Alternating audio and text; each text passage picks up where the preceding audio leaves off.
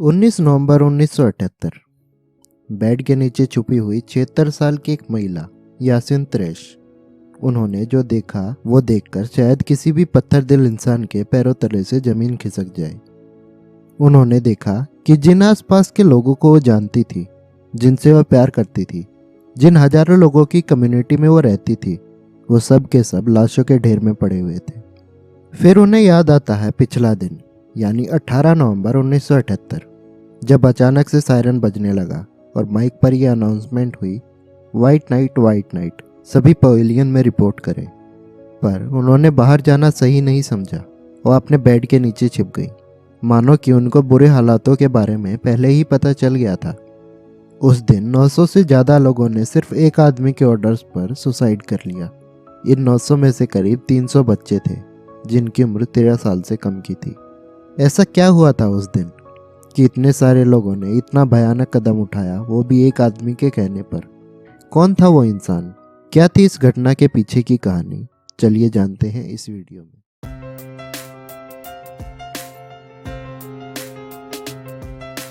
18 नवंबर को जिसकी आवाज माइक में आ रही थी, वो थे जिम वॉरेन जोन्स। जिम का जन्म 13 मई 1931 में अमेरिका में हुआ था। बचपन से ही जिम को माता पिता का प्यार नहीं मिला, क्योंकि उसकी माँ उसे पसंद नहीं करती थी और उसके पिता बीमार होने की वजह से उस पर ज़्यादा ध्यान नहीं दे पाए। जिम बचपन से ही चर्च से काफ़ी प्रभावित हुए थे। बटलर यूनिवर्सिटी में ग्रेजुएशन करने के बाद 50 से 60 के दशक में उन्होंने चर्चमैन का पद हासिल कर लिया था। मानसिक शक्तियों का यूज़ करके किसी भी बीमारी का इलाज करना या किसी का फ्यूचर बताना, इन सब बातों की वजह से वो लोगों में फेमस होने लगे। 1955 में उन्होंने विंग्स ऑफ डिलीवरेंस नाम का एक चर्च बनवाया, जिसको आगे चल के लोग पीपल्स टेम्पल के नाम से याद रखने वाले थे। 1960 के दौरान जिम को न्यूक्लियर वॉर होने की संभावना होने लगी, इसलिए जिम ने पीपल्स टेम्पल को कैलिफोर्निया ले जाने का फैसला किया। 1970 तक सैन फ्रांसिस्को में उनका हेडक्वार्टर बन चुका था और वहां जाकर जिम चैरिटी और राजनीतिक गतिविधियों में जाने लगा, जिसकी वजह से जिम का वहां के नेताओं के साथ अच्छा उठना बैठना हो गया था।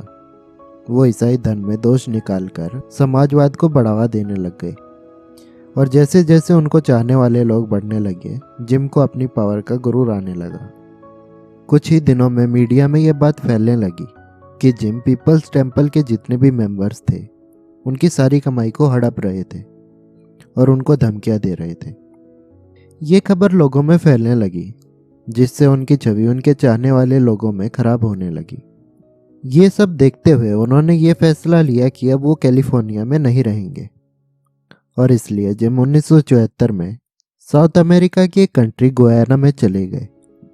अपने सभी चाहने वाले लोगों के साथ गुयाना में उन्होंने खेती करने वाले लोगों की एक कम्युनिटी बनाने का फैसला किया और उन्होंने अपने सभी चाहने वाले लोगों को ये प्रॉमिस किया कि यह कम्युनिटी किसी समाजवादी स्वर्ग से कम नहीं होगी।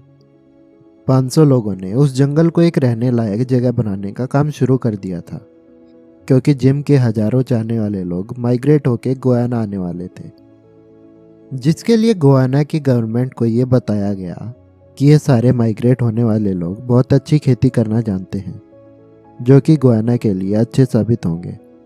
इसके लिए जिम ने गुयाना की सरकार में लोगों को $5 मिलियन की रिश्वत भी दी थी। 1974 में गुयाना की गवर्नमेंट ने पीपल्स टेम्पल को ड्यूटी फ्री सामान लाने की अनुमति दे दी और इसकी वजह से हथियारों से लेकर ड्रग्स तक सब कुछ वहां लाया गया। जोन्स के चाहने वाले लोग अभी इस जगह को जोन्स टाउन बुलाने लग गए थे।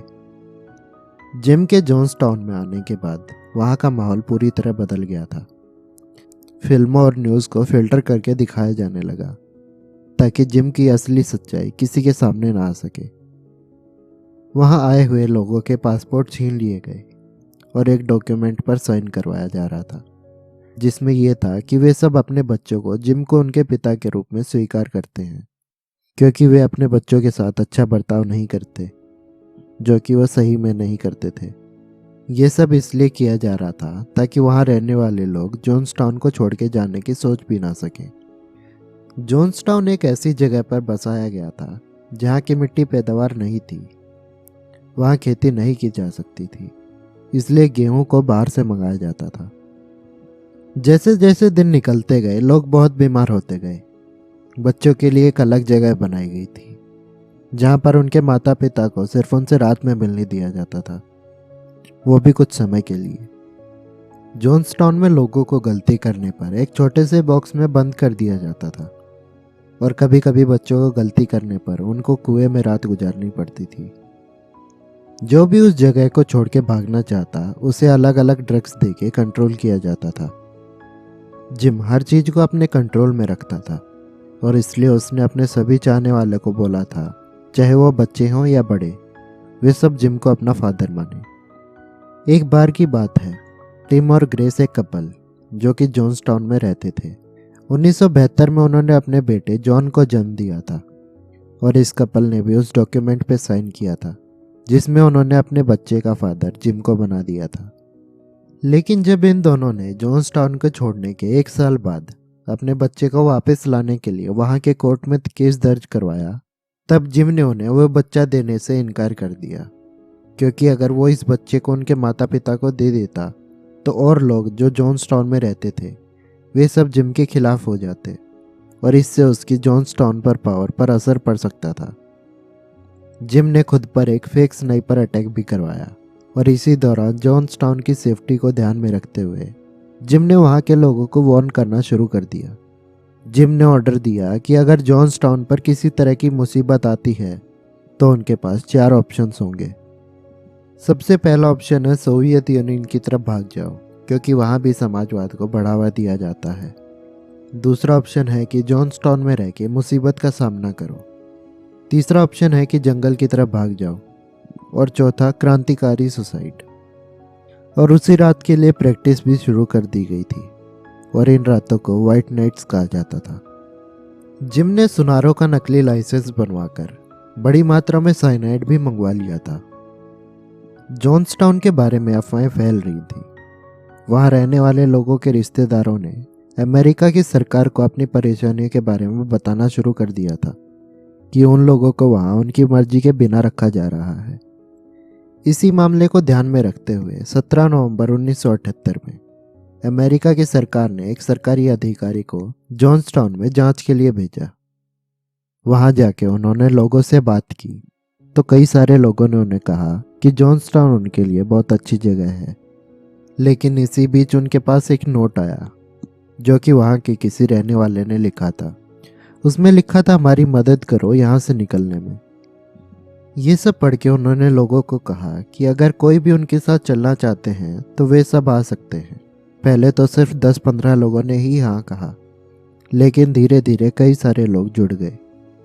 उनको लगा कि इतने सारे लोग एक छोटे से प्लेन में नहीं आ सकते, पर जिम के दिमाग में कुछ और ही चल रहा था। जिम ने अपने एक खास आदमी लैरी लेटन को उन सारे लोगों के साथ जाने को कहा जो उस प्लेन में जाने वाले हैं और कहा कि प्लेन के उड़ने से पहले पायलट को मार दे। जैसे ही सारे लोग प्लेन की तरफ रवाना हुए, वहां जिम ने लोगों से कहा कि उसे लगता है कि अब बुराई आने वाली है और व्हाइट नाइट घोषित कर दी। जिम ने अपने सारे चाहने वाले लोगों को मना लिया था कि सामूहिक सुसाइड एक लौता ऑप्शन बचा है और वो सबको करना होगा। इसी दौरान जैसे ही प्लेन उड़ने को तैयार हुआ, एक ट्रैक्टर में आए जिम के कुछ लोगों ने प्लेन पर गोलियां चलानी शुरू कर दी। इस गोलीबारी में 5 लोग मारे गए। इनमें जिम का खास आदमी रैन भी था और 4 मीडिया के आदमी थे। 11 आदमी घायल हो गए और वे जंगल की तरफ भाग गए। प्लेन पे गोलीबारी के बाद जिम ने अपना सामूहिक सुसाइड प्लान स्टार्ट कर दिया। बहुत सारे लोग इसके खिलाफ भी हुए, पर उनके पास कोई ऑप्शन नहीं था क्योंकि उनके सामने कई सारे लोग बंदूक लेकर खड़े थे। बड़े से एक ड्रम में जूस में साइनाइड मिलाया गया और सारे बच्चों को लाइन में खड़ा करके इंजेक्शन में भर के ज़बरदस्ती पिलाया गया। बड़ों को भी जूस पिलाया गया और जो ना माने उनको भी ज़बरदस्ती पिलाया गया। और देखते ही देखते एक करके एक सारे लोग मरने लगे। जिम भी बाद में गोली लगने से मर गया था, जिसका ऑर्डर उसने ही अपने एक खास आदमी को दिया था। इस पूरे प्लान का मास्टरमाइंड भी खुद की जान दे चुका था। लैरी लेटन ही एक ऐसा आदमी बचा था जिसे कोर्ट में पेश किया गया उसे 18 साल की सज़ा सुनाई गई और 2002 में उसे रिहाई दे दी गई। इस मास सुसाइड को किन्हीं शब्दों में बयान नहीं किया जा सकता, जिसमें सिर्फ एक आदमी की सोच ने 900 से ज़्यादा लोगों की जान ली। आज की वीडियो के लिए बस इतना ही। मिलते हैं एक नई वीडियो के साथ।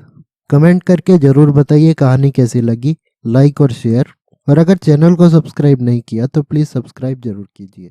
Thank you.